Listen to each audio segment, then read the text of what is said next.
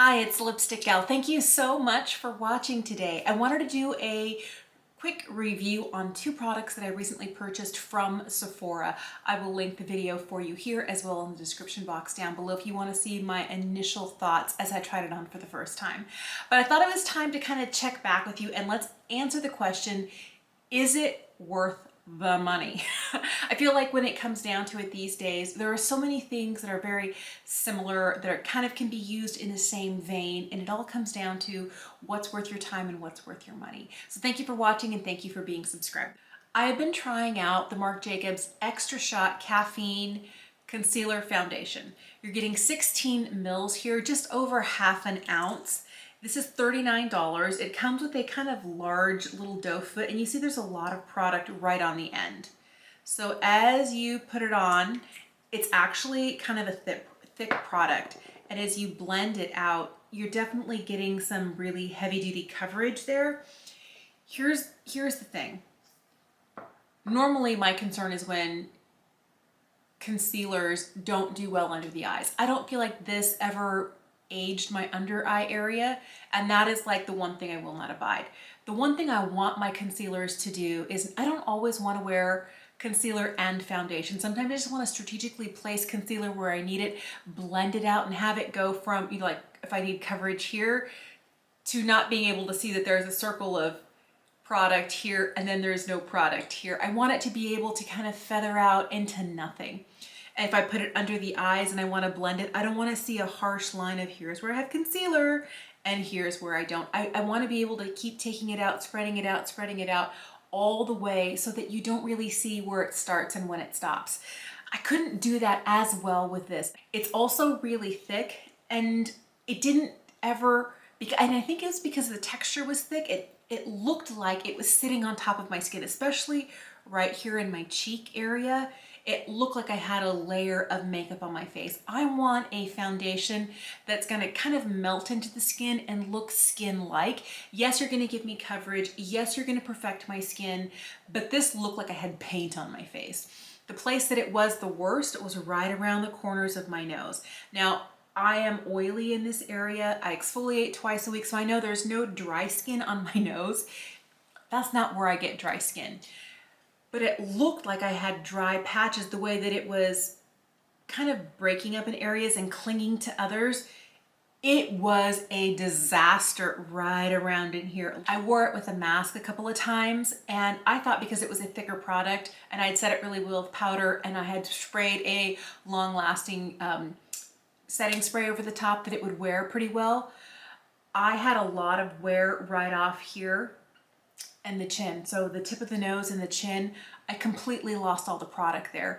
And that's not necessarily the case with all the products I have. I know it's hard to find something that's like mask proof, but I feel like because the coverage is so extreme with this, like if I were to go through and, you know, lift up product in the middle, you can see that there's product missing right here. And if that's over the top of like a red nose or a red chin, it's going to be really obvious where there's makeup and then where there isn't. I don't like this. And for $39, I needed it to perform better. In that same order, I ended up getting this from Rare Beauty. This is the Melting Blush in the shade Nearly Mauve.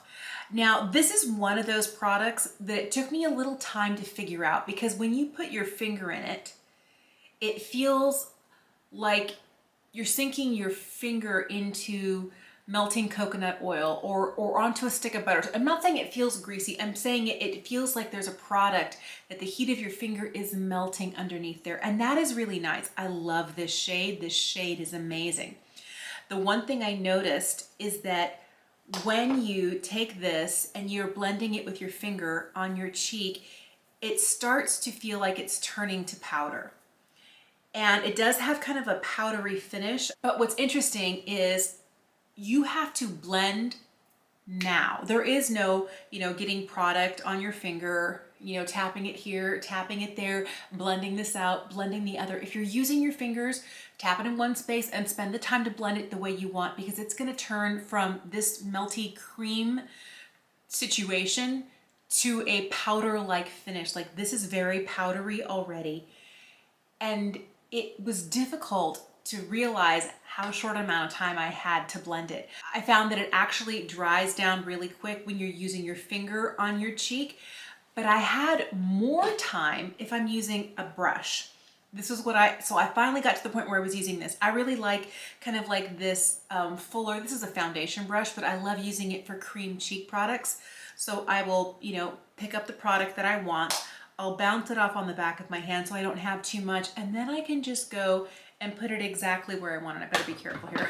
I already have blush on today. I feel like I had a little bit more flexibility in being able to do this, and there was something about the warmth of my finger that I thought would help the blush melt into my cheek more, but I get the best application with this type of a brush.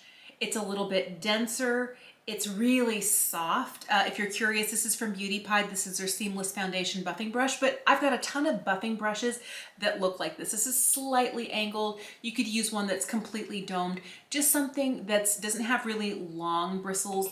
You know, something like this may not work as well. I like this because it's short and compact, but I feel like it really helped to blend it in, and I had a little bit more playtime with this. So I wasn't getting the results that I wanted at first by just using my finger with this. Some cream blushes do better with your fingertips.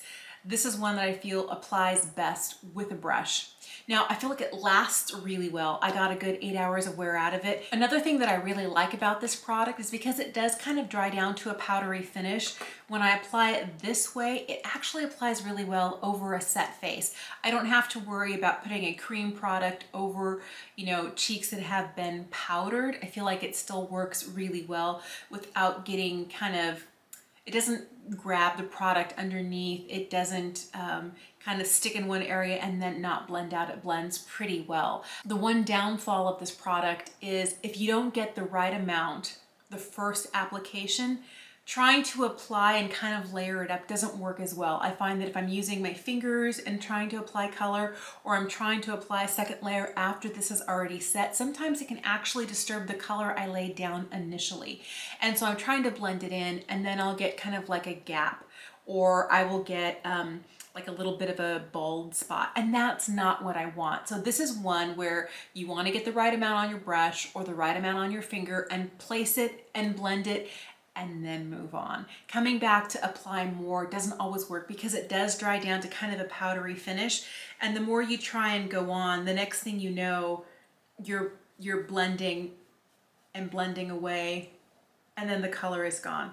Like the difference from here to here, that's just trying to apply more on. The same thing happens with your fingers as it does with a brush like this. As I'm trying to wrap up this video, I was looking at my face up close, and I can tell you, I haven't been wearing this concealer for that long, you know, maybe half an hour, 40 minutes. I can already see how it's kind of settling weirdly in the folds around my nose, and how it kind of settles in my pore area here. I feel like it's kind of like when you get a highlight that's really, really, really shiny, and it hits, maybe gets caught in some crow's feet, or it brings out any texture you have on the tops of your cheeks. If you get it in the wrong place, it just like shines a light on all of your skin imperfections. I feel like that's what this is doing. It doesn't look that bad under the eyes, but right in through here, across the top of my nose, even on my upper lip, it just makes me look old. This is going back. This is not $39 awesome. This is not good. Now, this is one of those products that if you like cream blush, but this is probably, I would say, if you're on the spectrum of beginner makeup person to like expert, this is kind of in the middle. You're gonna need to finesse it a little bit. You're gonna need the right type of tool to get it to work for you. Or if you're gonna use your finger, the patience to get just the right amount on, start blending it out, and keep blending until you're happy, and then don't touch it. This is not a super easy, anyone can do it type of cream blush. It is not like for a beginner, and you don't need to be an expert to use it either. It's kind of somewhere in the middle. So if you need something that's like almost does it for you, super, super easy, this may not be the product for you, but I like this product. I like the versatility that I can use it over powder or not. I think it's really beautiful, and the color is absolutely beautiful. This is worth it for me. This is going back. Hope that's helpful. Thank you so much for watching. Let me know if you've tried any new products. If you've tried these products and you have differing opinions, let me know in the comments down below. Have a great day. Thanks for watching and thanks for being subscribed. I'll see you again soon.